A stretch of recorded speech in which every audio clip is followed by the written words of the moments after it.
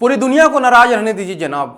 अगर आपका परिवार खुश है तो आप सिकंदर हैं। जी हाँ, बिल्कुल, अपने परिवार को इस होली पे खुश रखिए, मस्त रखिए। और इसी बात पे कृष्णान क्लासेस की तरफ से आप सभी को, हमारे जितने भी स्टूडेंट हैं उन सभी को होली की बहुत बहुत बधाई और शुभकामनाएं।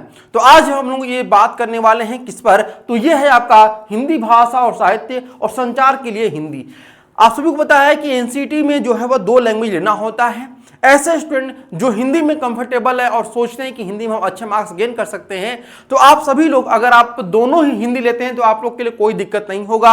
और दोनों हिंदी लेने पर क्या फायदा होगा या फिर क्या नुकसान होगा, ये हम इस वीडियो में जानने वाले हैं। उससे पहले आप सभी को पता है कि आपका जो है एग्जामिनेशन बहुत ही नजदीक आ चुका है। लगभग 40 to 45 डेज अभी बचा हुआ है। तो इसमें आप लोग को क्या करना है, ज्यादा प्रैक्टिस करना है। और ये प्रैक्टिस के लिए आपको क्या करना है कि आप एनसीईटी के लिए कृष्णान क्लासेस की जो टेस्ट सीरीज है, जिसमें आप लोग को टॉपिक वाइज टेस्ट सीरीज रहता है, यूनिट वाइज टेस्ट रहता है, सब्जेक्ट वाइज टेस्ट रहता है, फुल लेंथ टेस्ट रहता है और 100 से ज्यादा आप लोग को मॉक टेस्ट इसमें मिलता है। ये सब कुछ जो है आपको केवल 499 में अवेलेबल हो जाएगा। ये टेस्ट से ज्वाइन करने के लिए आपको क्या करना होगा, कृष्णान क्लासेस का जो ये ऐप है इसे प्ले स्टोर से डाउनलोड करना होगा और वहां से आप इस कोर्स को, यानी जो टेस्ट सीरीज है, इसे ज्वाइन करके अपने जो तैयारी है उसे एक नए आयाम तक ले जा सकते हैं।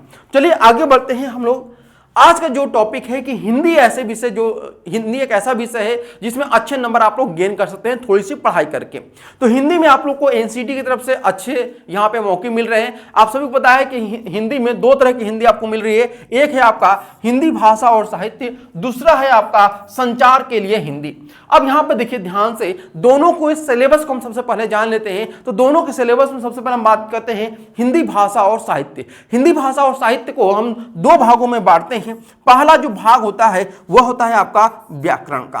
ठीक है, क्या होता है आपका व्याकरण, यह पहला भाग होता है जो कि पूरे इस सिलेबस का, यानी जो आपका पेपर है इसका 80% ये आपका रहता है।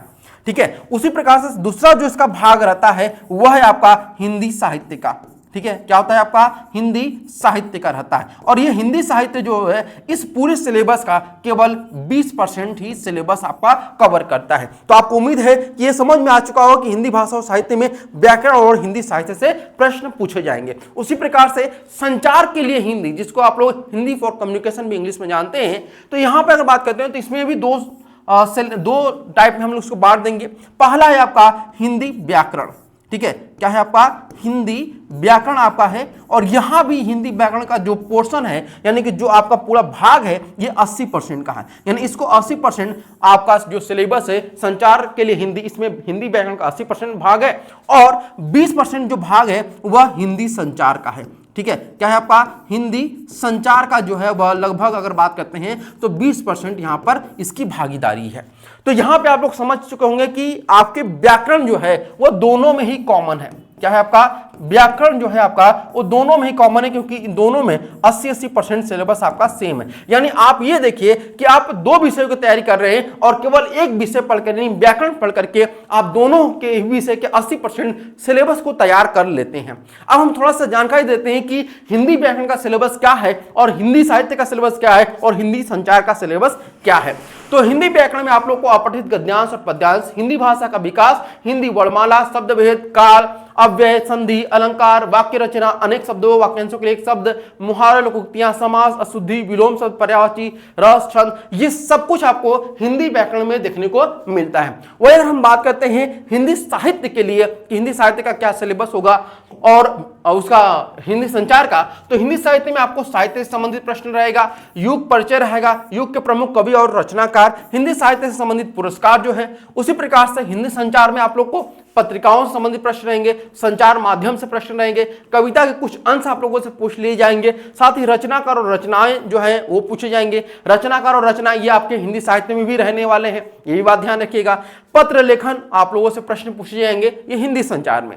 तो ये टोटल आप लोग का जो है दोनों ही विषयों का मैंने आप लोग को सिलेबस जो है यहाँ पे बता दिया है। उम्मीद करते हैं आप लोग को कोई भी जो है वह डाउट अब जो है वह नहीं रहा होगा कि हिंदी भाषा और साहित्य यानी हिंदी लैंग्वेज एंड लिटरेचर और हिंदी के लिए संचार के लिए हिंदी फॉर कम्युनिकेशन, इसमें कोई भी अंतर आप लोग को मतलब जो भी अंतर है जो भी चीजें हैं वो आप लोग को सारी चीजें पता चल गई हैं। अब जब आप लोग फॉर्म भरिएगा तो सोच समझ के ये देखिएगा कि अगर आप हिंदी ले रहे हैं तो दोनों ही हिंदी लीजिएगा ताकि आप लोग को बहुत ज्यादा चीजें ना पढ़नी पड़े, कम चीजों में आप बेहतर तैयारी अपनी कर सके।